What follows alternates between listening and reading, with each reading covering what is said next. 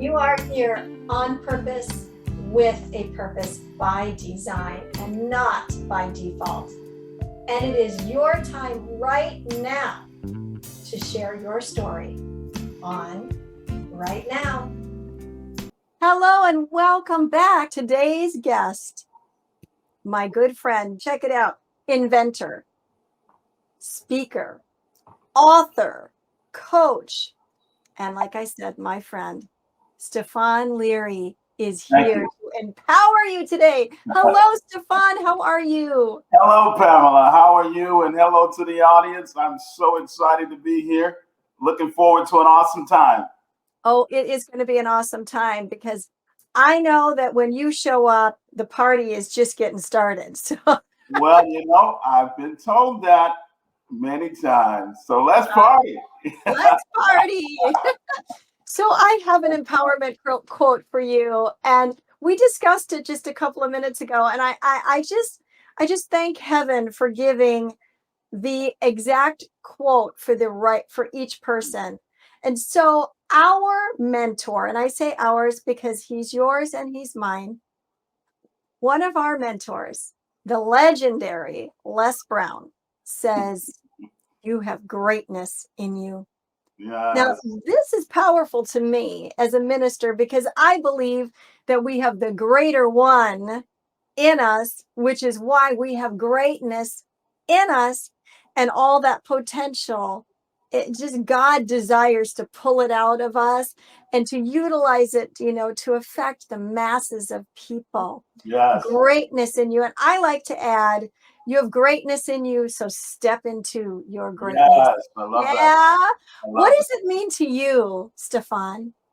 When I hear that, it gives me chills because I had the opportunity to speak to Mr. Les Brown, and little did I know over my 27 years of training and coaching, high school and college kids, professional basketball players, I used to always say, there are seeds of greatness in you. And so when I got a chance to talk to him and meet with him, and people told me, well, you sound like Les Brown. He says there's greatness in you. And it resonated with who I was, what I was about, actually affirmed and confirmed that perhaps I was speaking the right things over these many years. But what it means to me is that everything you hope, dream, and desire to be in life, it's in you. Wow. All you have to do is tap into it. And I always say that God uses God moments to place us in a time, in a season, to where we grow and we multiply into who he has called us to be. Wow. He created every single one of us with purpose. And that's the greatness that is in you. You have to tap into it. Tap into it. And I have a feeling you're going to be talking to us today about tapping into your greatness. Yes, absolutely. Absolutely. How we tap into it. I have heard bits and pieces of your story, which is amazing.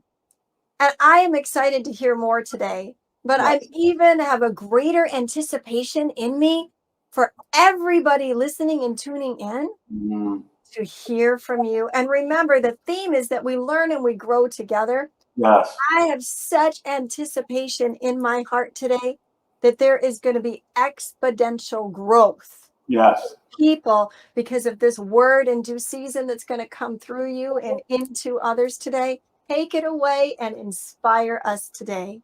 Thank you. Thank you so much, Pamela. It is such an honor to be here with you today, and truly humbling for myself. It's a new journey for me that I'm on. I've been in sports and training and coaching for 27 years, and COVID hit, and I shifted into becoming an author and a speaker. And I had to go back to a place and realize that Stephon Leary had a tremendous circumstance happen at the age of 17. I was adopted by a white family, and sort of like the movie The Blind Side, and it changed the course of my life forever. And I told people that I had lived my life from 17 to 50 as that adopted kid by this white family. When COVID hit, it made me reflect back to 0 to 17. And when I had to look back at 0 to 17, what I didn't realize was all of the pain and anguish and abuse and suffering that I had endured to get to the place where I was. And so God took me back to that place. That place began in Louisiana. My mom was a single mom, actually in Louisiana. She lived with a man that was an abusive man. He was a gambler and a drinker. He would come home in the middle of the night and he would abuse my mom. And if we as kids cried or whatever, he would also abuse us. I began to grow up in a situation where my mother, she was so afraid that she ran. In the middle of the night, I don't know time or whatever. All I know is that one night, my mom grabbed all of us, threw us in a car with a strange man, and off we drove. We drove to a place where I now reside and where my mom resides in Houston, Texas. And we lived in Houston, Texas. I remember as a kid, I walked outside the first time. And it was so unfamiliar that I screamed. And my mom ran outside and she grabbed me and she said, "Come inside, come inside." She woke us all up and she told us that she had left my dad and that we were in Houston, Texas. She also told us that we had to stay in the house. We couldn't go outside and play because my dad was on the hunt to find us, that he had a gun, that he wanted to kill us and killed her. And so we were locked in the house for a while. We were able to go outside whenever my mom would make contact with her siblings. And they would say, "We seen him yesterday or today." So we knew he was in Louisiana. So she could say, "Go outside and play, go outside and play." And then she would say, "We haven't seen him in a while." And she would bring us in the house and we had to just stay in the house, not knowing if he would ever find us. Finally, the search was over.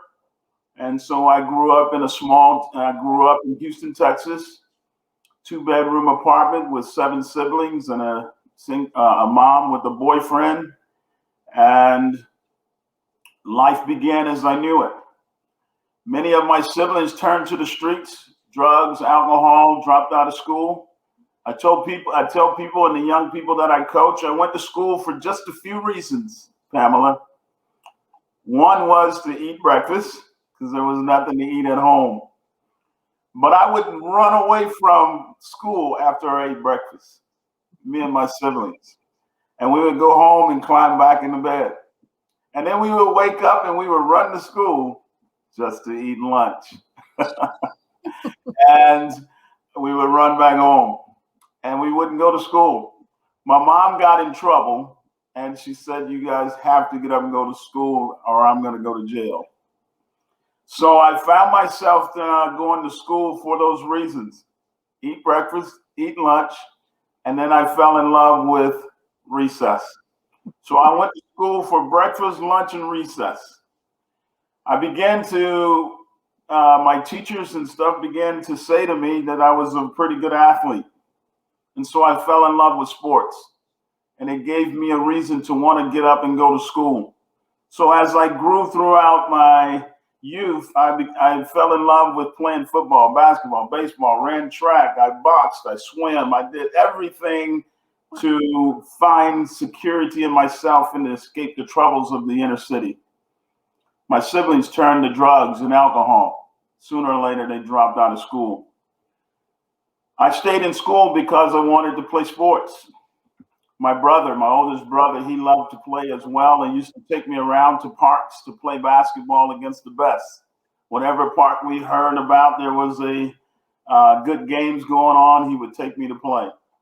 We played at a park even where, George Floyd, who grew up in Third Ward as well, he used to be at McGregor Park where I grew up and played at. He took me to a gym where there were Hall of Fame players like Elvin Hayes would bring his son, University of Houston guys like Clyde Drexler and Michael Young and Mishaw and Reed Geddes. Those top name guys were there. And my brothers say, let's go where the pros are and see how good you really are. I went to play with those guys as a youngster, and I happened to be pretty good that a coach was there who saw me. This coach saw potential in me. His name was Dave Stallman. Dave Stallman is still a great friend and mentor today. Dave Stallman asked me would I like to go to a basketball camp. And I said, well, sure, but I don't think I'd be able to go because my mom wouldn't be able to pay for it. Plus, I said, I don't know if I have the right shoes to play in. I used to play in the shoes that had holes in the bottom. And he said, well, hey, what if I tell you that someone will pay for you to go and I'll get you a pair of shoes? Would you go? And I said, yeah, if my mom will let me. He said, but the camp is in Clearwater, Florida. I said, well, I don't know if she'll let me go out of town, but I'll ask. My mom let me go. And so I went to this camp. Little did I know he was taking me to this camp of the late, great Hall of Famer, Pistol Pete Maravich, which he had a birthday a couple of days ago. Rest in heavenly peace to Pistol. I get to the camp, and I was such a competitive, driven, determined young man with a little roughness around the edges that I wasn't very nice to my teammates. I was kind of a showboat. If I did something spectacular, I probably would talk trash. That was just who I was as an inner city kid. That's just the way it was. So much so, my team was undefeated. We got to the end of camp, and Pistol Pete Maravich wanted to have lunch with Stephon Leary. You have to imagine in this moment that I thought I arrived. Sure. Yes, Pistol Pete Maravich wants to have lunch with Stephon Leary. I've made it. Unfortunately, I sit down at this table one day, the closing out of camps, and Pistol Pete tells me all of the good things that someone would love to hear as a 17-year-old kid. Stephon, you have great potential. Stephon, you're a great player. Stephon, you remind me of my teammate in Boston, the Celtics, the late Tiny Archibald. He said, you have a chance to be a professional. But I wanted to have lunch to tell you this one thing. I won't be giving you the MVP award. And in amazement and shock, I say, what? What? I dominated these kids. I'm better than these kids. How could you do that? And he said, Stephon, he told me these words that changed the course of my life forever. He said, your character doesn't fit the award. Mm. It was the most painful time that I had experienced in my life at that time. But it was also the most rewarding. He told me something that I had never, ever heard before in my life, and that was character matters. You see, growing up in the inner city, I thought it was all about being tough. It was all about being the best. It was all about stepping on one person to get to the mountaintop. It was about knocking others off the top of the mountain to become king of the mountain. It was about putting your opponents down and shaming them and letting them know that you are better than they are. Right. That wasn't character.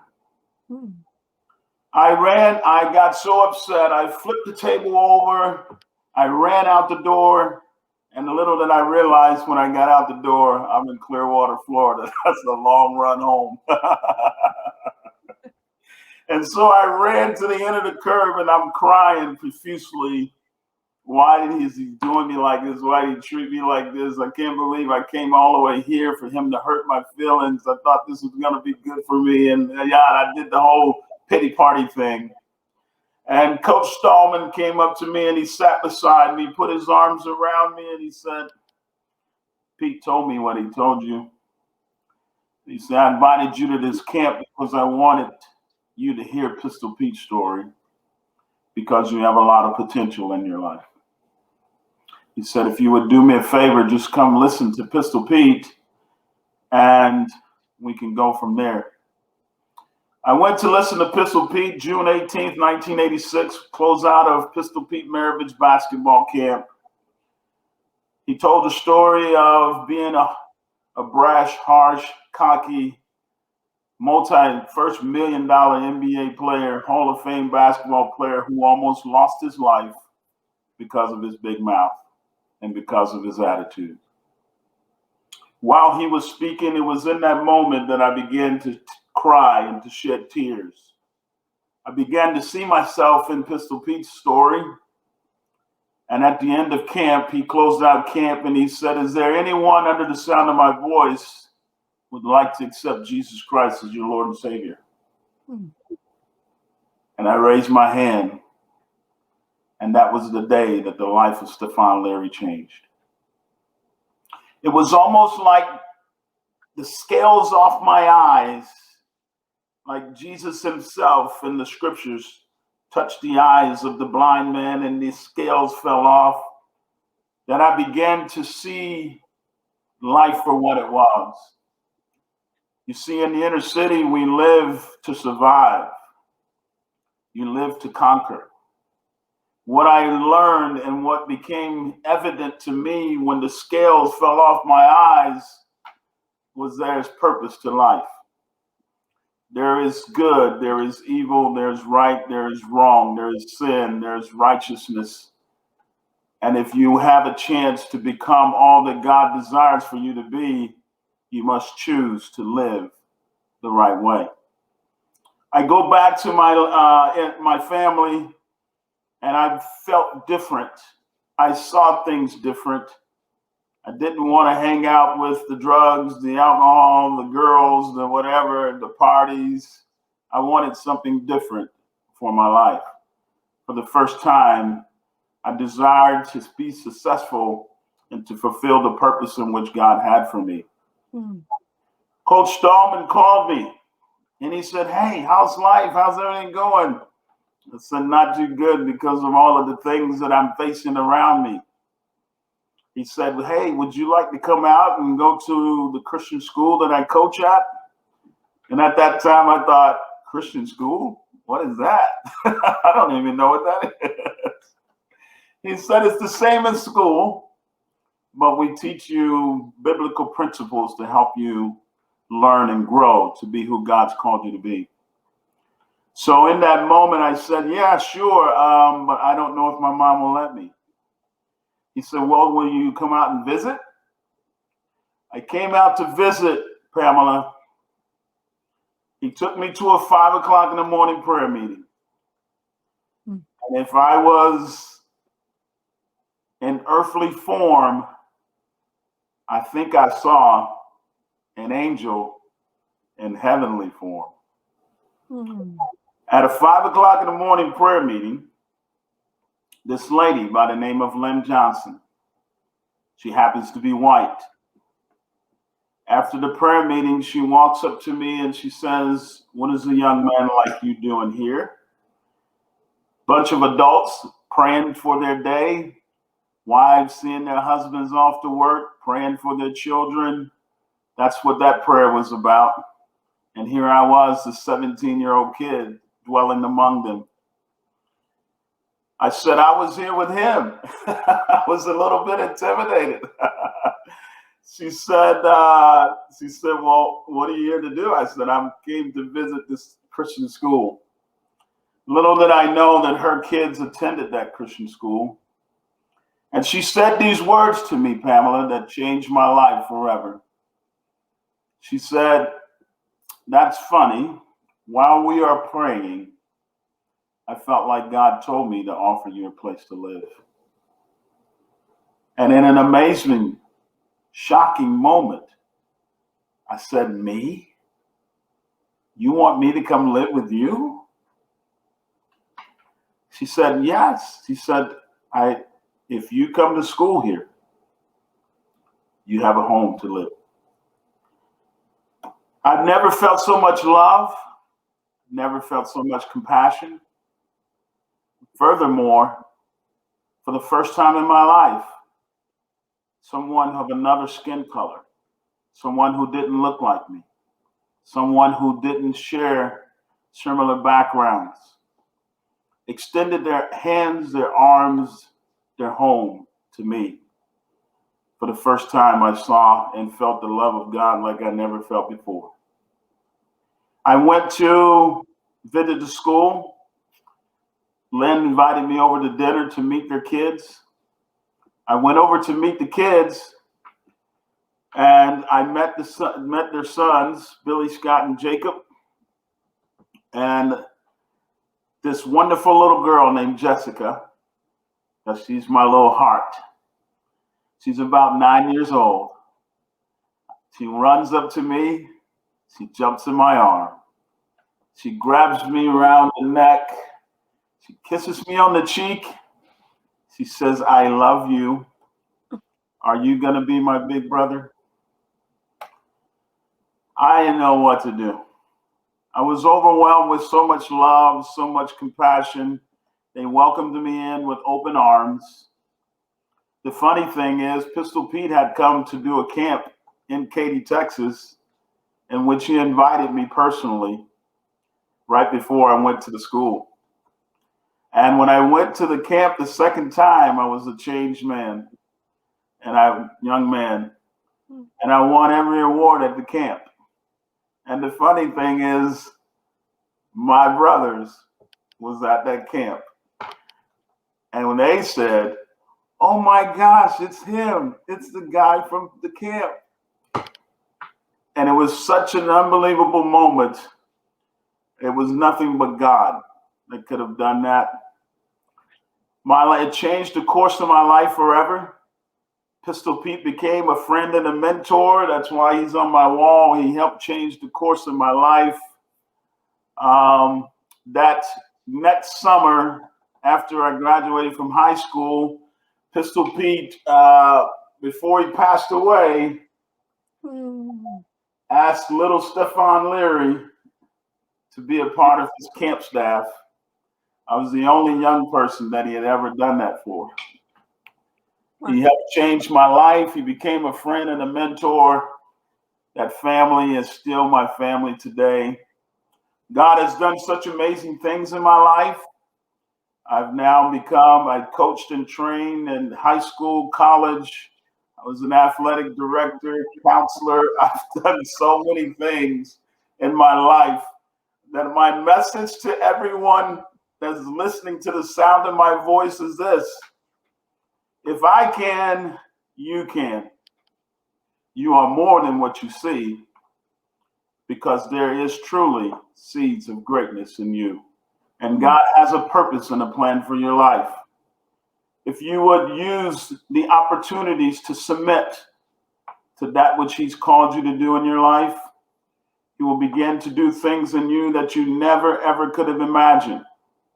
Stephon Leary grew up in a family, in a situation where I had no structure. I wasn't made to go to school. I wasn't the smartest kid. I don't have any idea how I've written 2 books and I'm about to write a 3rd book. I don't know what in the world made me invent a training and rehabilitation shoe, and I'm trying to launch that hopefully will help people rehabilitate and train. My mom says that shoe's going to make people walk again. I said, okay. I can't explain to you the power of what God does to a surrendered life. I can only share with you that if I can do it, you can do it. Not because I'm better or more equipped, because it is Christ in you that is the hope of glory. Yes. And He has a purpose and a plan for each and every one of us. Okay, I'm still recovering here. Like, Phoenix now. Stephon, your story is amazing. Would you share a little bit more about your family? When you said you were adopted by a white family, and that experienced love that you for the first time, and it was the love of God that you were experiencing. Tell Yeah. us a little bit more about that family dynamic, because I know you said you're all intertwined and you're still connected. Um, just unpack that a little bit more for the people that are viewing, please. Well, first of all, I would just say that, the scripture says faith, hope, and love. Mm. The greatest of these is love. I believe that love changes things. Yes.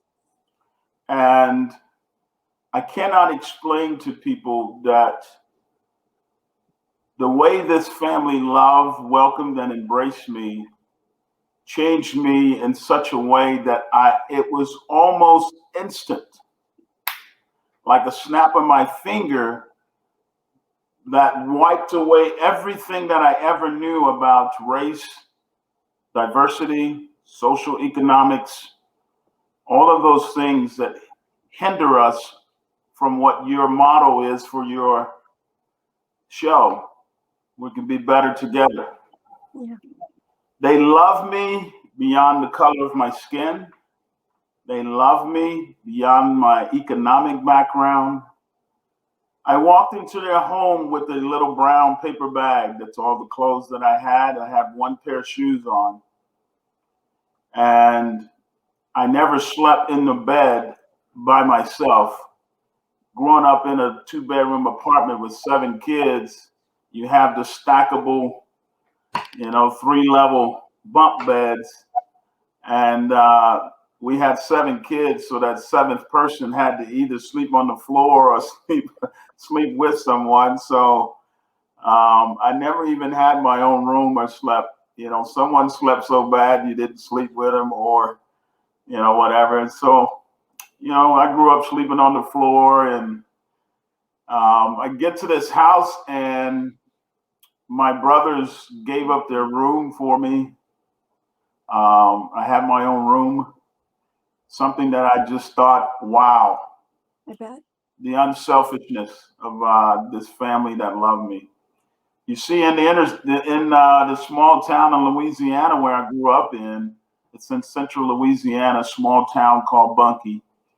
It has steel plantations today that my grandparents and their parents worked the plantations. Oh. There's a railroad track that divided the whites and the blacks.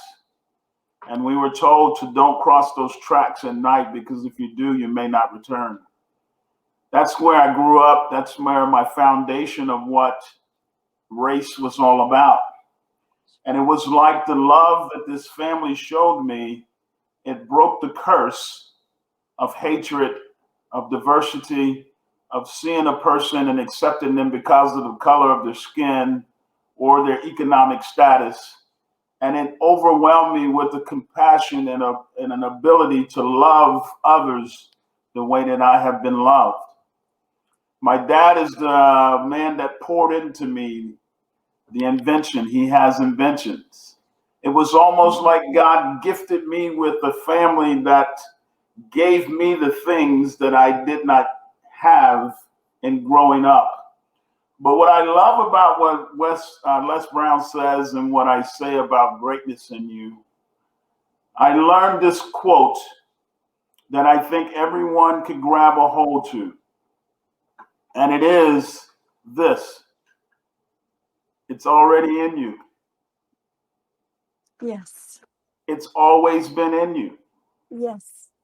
You see, what I experienced brought it out of me, Mm-hmm.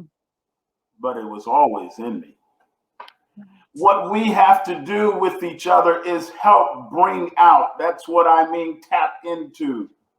If you go to discover water, if you go to plant flowers, fruits, whatever, you got to tap into that ground. You got to break the hardness of the shell. You got to get to the place where there's a softness and a soil that we can plant seeds into that will flourish and grow into something great.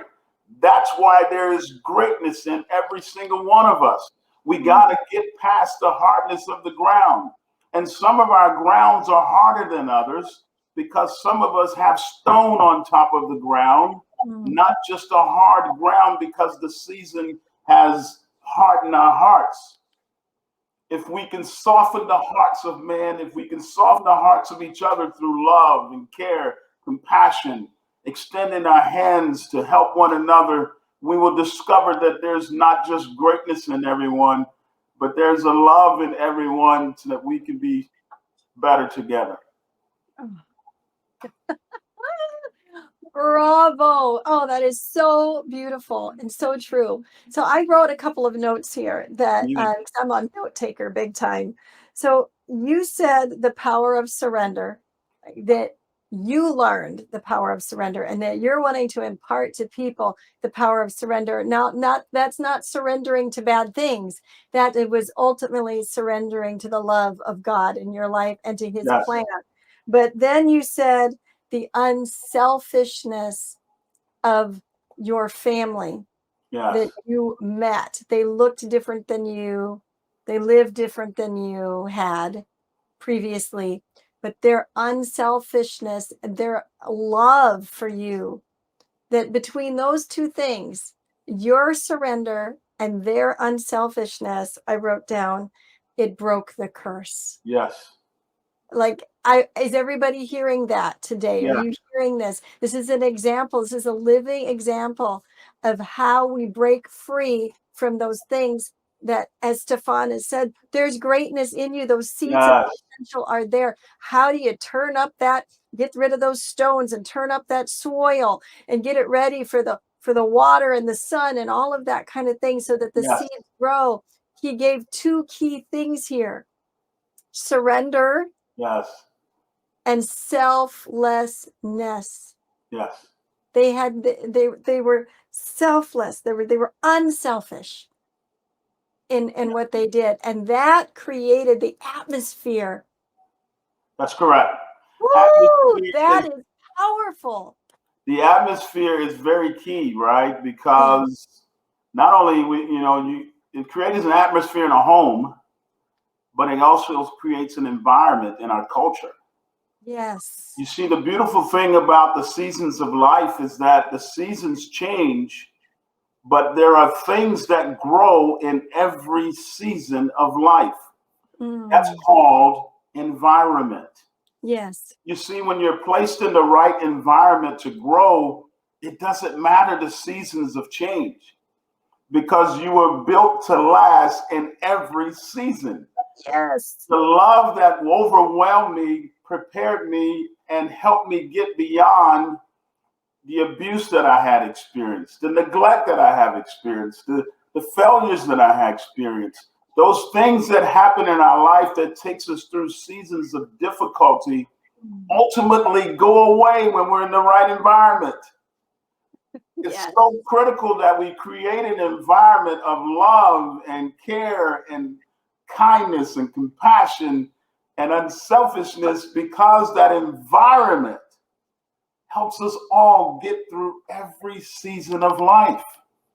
Yes. Even when it's difficult.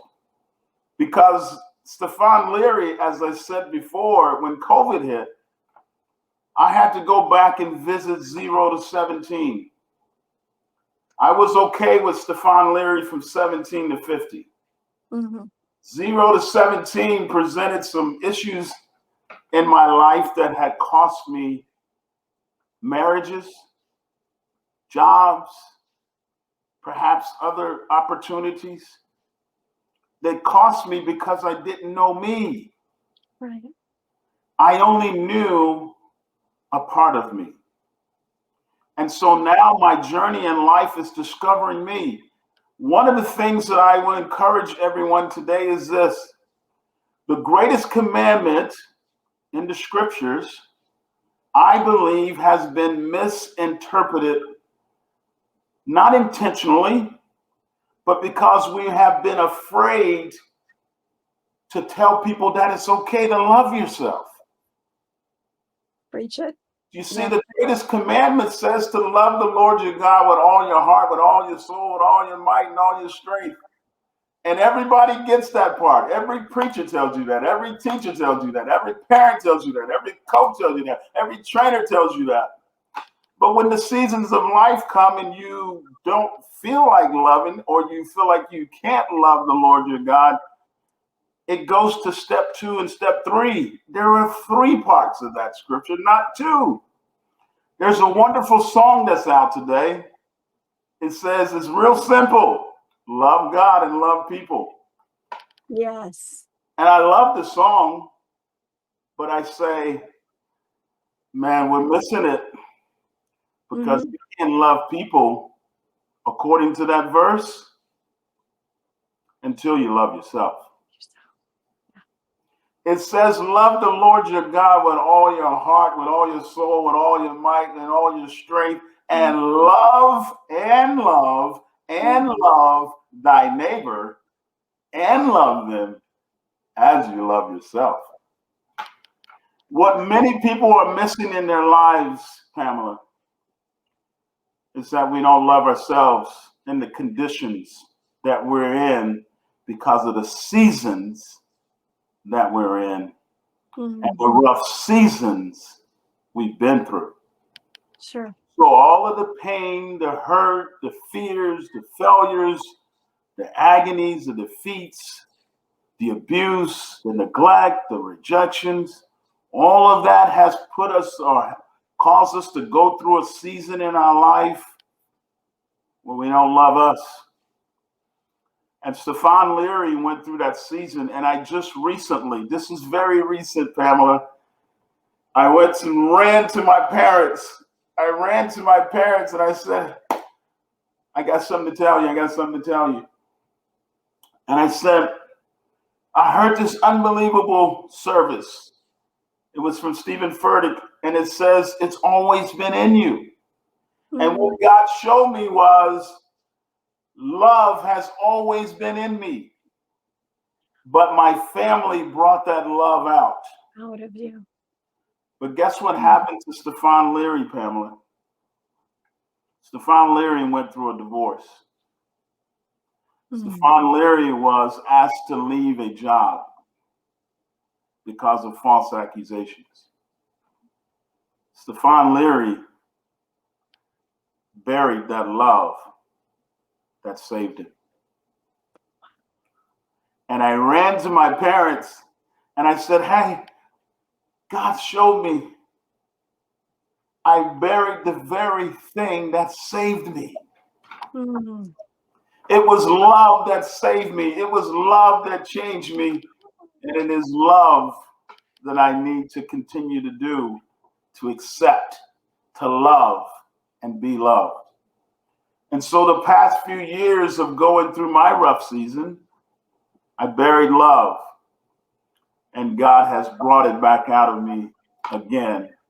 And now I'm writing books and speaking to perhaps help somebody else who has gone through a difficult season and have lost themselves. And you and I have talked about my second book that's coming out, The Elevated Soul. I compare it to the Lion King cub Simba, where something difficult happened to him in his life. He lost his father. And he had a Lion King, Lying, named Scar, who told him, run away, Simba, and never return. You see, that's what happens in our life. Right. We go through difficult times in our life, and there's the enemy. There's the enemy in our voice, a liar, a Lion King, who's telling you to run away from who you are. And like the lion cub Simba, we run. We run to a far off place to where we don't even know who we are. True. Simba ran, and he's a lion. He's supposed to be king in the jungle and eat everything in the jungle. And he runs to a place where people are telling him what to eat. That's what happens to us. We run to a place where we don't even know who we are, that other things start to control us. Drugs, people, alcohol. Those things start to control us to where we lose sight of who we really are. Wow. Yep. And it's not until the great monkey Rafiki enters the movie and he tells Simba, I know who you are. Simba says, you do? He said, I know your father. Simba say, yeah, but he's dead. And he says these most powerful words that everyone needs to hear. He's alive. I'll show you. And he takes Simba down to the brook where Simba gets to look in this water, and Simba looks in the water and he sees this reflection of himself. And he says, that's just my reflection. And that's what happens to us. Right. We run to a far off place that every day we wake up, we look in the mirror and we see this person that we're not happy with. It's just the same reflection of this depressed, discouraged, lost, hopeless person. And Rafiki says, no, look harder. And Simba looks harder. And as you said in the beginning, and as I said, he says, you see, he lives in you. Yes. Simba looks into the water in that movie, that wonderful movie, and he sees the reflection of his father, and he comes to himself because his father appears in the skies and says, Simba, oh, Simba, you have so forgotten me that you've forgotten yourself. Remember who you are. Yes. You are the son of a king. Remember who you are. So no matter what happens in our lives, Pamela, no matter what we go through, the key is to know and understand he lives in you. Yes. Remember who you are. Remember you are a son and daughter of the king. And he has great purpose in your life. No matter what you've been through, no matter what battle you face, no matter what situation you find yourself in, he has a purpose and a plan for your life. And Rafiki tells him one of the last greatest lessons we all can learn in our life. He tells him, oh my, was that the wind? And Simba says, I don't know. You see, Rafiki was telling him about the seasons of life. Yes. The wind blows and blows. Things happen in life. And he hits Simba on the head. And Simba says, ouch, that hurt. And Rafiki tells him the lesson that we all can learn. Said, oh yeah, the past does hurt. Mm-hmm. But you can either learn from it or you can run from it. Wow. And he swings at Simba again and he ducks. And he learned from it and he ran back to his purpose. I have never, until I met you, seen or experienced Lion King in that like third dimensional. The Elevated Soul, you are more than what you see. That book is coming out, published by TVN. It'll be all over the networks. I cannot wait to get that book into people's hands. You are more than what you see. It is Christ that lives in you. That is the hope of glory. Absolutely. Oh my gosh, Stephon, thank you for empowering us. You're welcome. And there's so much, so rich. I came in on a good vibration and in a good spirit, but I tell you right now, like my feet are, up there somewhere. And don't pull me down. I don't want to come No. down. I'm going to carry this through the Hey, rest keep of the floating, keep floating, keep rising, keep day. rising. Right on. Thank you so much for sharing Thank your you. heart Thank you today. for the opportunity. It's been a pleasure. It has been a Yes. pleasure. Thank you so much. Thank you. Thank you to everyone who has tuned in today. I'm sure that you're floating way up there with me, right? This Yeah. has been amazing. I would like to ask you to do a favor for Stephon and I. Isn't his message today, his talk, his story, his gold nuggets that he dropped one after one, like bombs? Aren't they amazing? And shouldn't the world hear them? And it's really easy to get the world to hear them. If you're watching this right now, which obviously you are, there's a little button that says share. That's all you need to do is click that. You can send it to a friend, to a family member. You can post it on social media.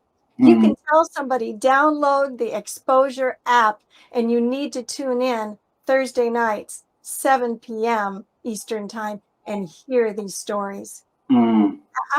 I'm asking you to please do us a huge favor and share this knowledge. Share this episode because the world needs to hear it. We're all saying we want the world to be a better place, but it's only going to be a better place as each one of us affect the world that we're in.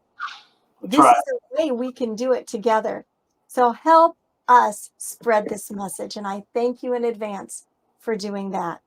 Yes. I also want to thank you for being here today. And I want to remind you that you do have a purpose by design, not by default.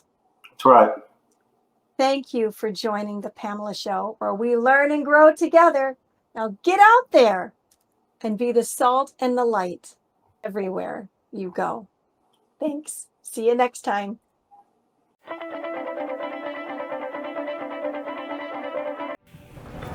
Ascend Above the Crowd is the newest course by Pamela Hinkle. Ascend is a self-paced email course that will come directly to your inbox and will change your mindset and your life. Each week, you will receive lessons, resources, challenges, and journal writings that will help you discover your purpose by design. It's your time to ascend above the crowd. To learn more about Ascend, go to www.purposewithpamela.com/ascend. Pamela Hinkle is the founder of the Purpose Center. Pamela is a mindset mentor, author, speaker, minister, and transformation coach. Her weekly podcast, international radio show, and television show are a lifeline that changes lives and inspires people to discover their individual potential through realizing their purpose by design. Pamela is a natural motivator and has shown many how to find their niche and transform their lives. Although success is an uphill battle, Pamela gives the necessary strategies to flourish, cheering you on every step of the way. Pamela shares from her personal experiences, education, and life as a woman in leadership, utilizing decades of knowledge. Taking the approach of, let's have coffee and chat, she will awaken your dreams and purpose by design. Are you ready for Pamela to help guide you? Email us at purposewpamela.office@gmail.com or go to her website at purposewithpamela.com.